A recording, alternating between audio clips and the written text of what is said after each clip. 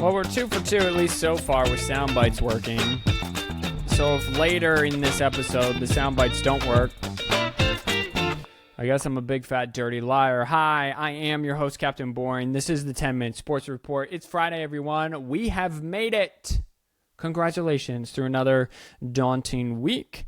Enjoy your weekend. Make sure you're safe out there. This is your 10-Minute Sports Report. I got a lot to go over. It has been decided. Let's get right into it. Bengals star quarterback Joe Burrow likely out several weeks with a calf injury, head coach Zach Taylor said Friday. After suffering a right calf strain earlier in practice, he was carted off, unable to put any weight on it. Thankfully, it is not the Achilles and it is not a torn calf, but it will keep him out several weeks. My guess is through all of training camp, hopefully back by week 1, but we will have to see.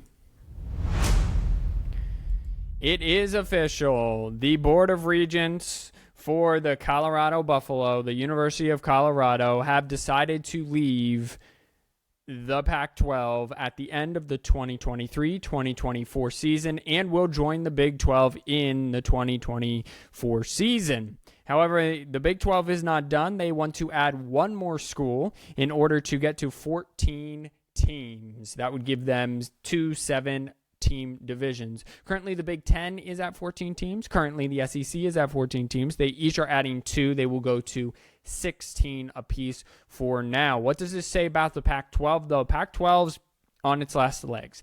Still no TV deal. Oregon and Washington are interested in the Big 10.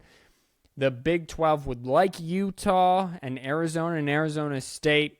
One more cookie crumbles, unless if the Pac-12 does something drastic and get a heck of a TV deal. This might be the end for the Pac-12 conference as a whole. Let's do an update on the lowest salary teams in baseball, shall we? Because I just love it so far. And I'll give you an update on the races. The Baltimore Orioles were the hottest team in all of baseball, but are now on a 2-game losing streak. They beat the Phillies 3-2. I left you there last. Then they lost to the Phillies 2 straight times, 4-3, 6-4. They open a 3-game homestand against the Yankees. However, with the 2-game losing streak, they are still 1.5 games up on the Tampa Bay Rays. And they are like 2 games out of best record in all of baseball. Speaking of the Tampa Bay Rays, they're continuing to have a rough time. They beat the Miami Marlins 4-1, and then they lost to them 4-1. They have a 3-game home stand or away stand against the Astros. They are on a 1-game losing streak. They are 62-43 and sit 1.5 games back of the Tampa Bay Rays. Or I'm sorry, of the Baltimore Orioles. They are the Tampa Bay Rays. It's been a long day.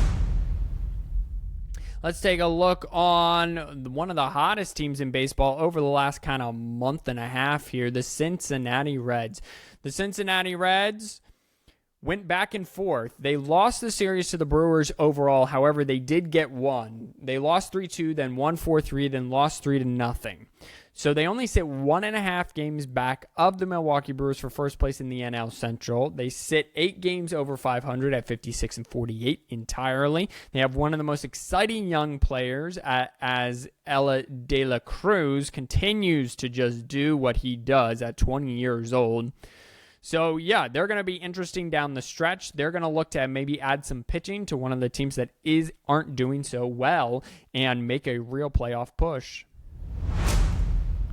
Check in on the MLB leaders in all the divisions. The Baltimore Orioles lead the American League East. The Minnesota Twins lead the Central. And the Texas Rangers lead the AL West.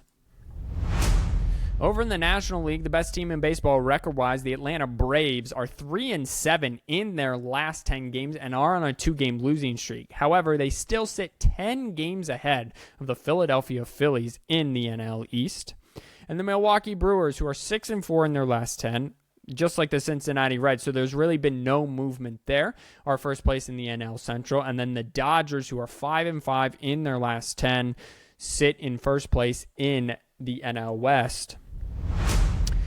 Quick check on the wild card standings. The Tampa Bay Rays lead the Houston Astros by 4 games for first place in the AL wild card.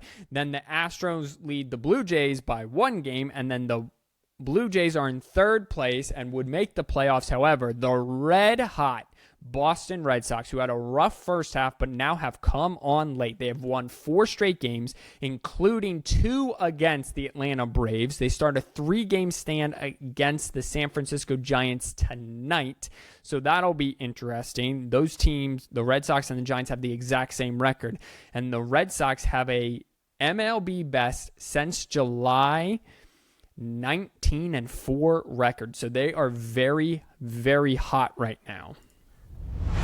Switch over to the National League. The Giants lead the pack by a half game. They lead the Phillies and the Reds by a half game. And then the Miami Marlins trail the Reds by a half game, as well as the Arizona Diamondbacks. So this wild card race down the stretch is going to be very interesting, because if you flip back over to the AL, the Yankees are only 2.5 games back. The Angels are only 3 games back. Oh, speaking of the Angels, Shohei Ohtani, who is statistically better than Babe Ruth, he's fantastic. He threw a complete game shutout against the Detroit Tigers in the first game of a doubleheader. And in the second game of a doubleheader, he hit 2 home runs.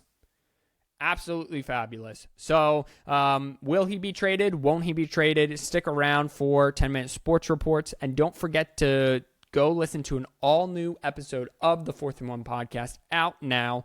Spotify, Apple Podcasts, Google Podcasts, wherever you get your podcasts, as well as YouTube.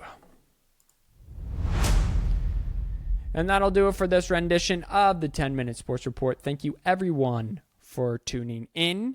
I have been your host, Captain Boring. Until Monday, wash your hands, you filthy animals. Stay cool. Have a nice, safe weekend.